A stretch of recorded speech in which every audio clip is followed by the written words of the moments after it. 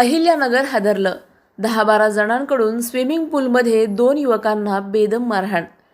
अहिल्यानगर शहरातून धक्कादायक घटना समोर आली आहे. सारसनगर परिसरात भर दिवसा 2 युवकांवर टोळक्याने हल्ला केल्याची घटना घडली आहे.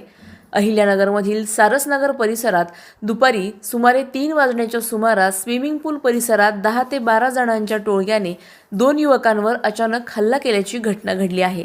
या हल्ल्यात शुभम गायकवाड आणि शाहिद कुरेशी या दोघांना जबर मारहाण करण्यात आली. कोणतीही ठोस कारण नसताना झालेल्या या हल्ल्यामुळे परिसरात खळबळ उडाली आहे.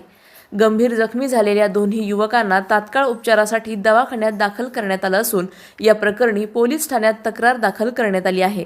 सदर घटनेचा पुढील तपास भिंगार कॅम्प पोलीस स्टेशनकडून सुरू असून आरोपींचा शोध घेतला जात आहे. भरदिवसा झालेल्या या मारहाणीच्या घटनेमुळे नागरिकांमध्ये भीतीचे वातावरण निर्माण झाले आहे.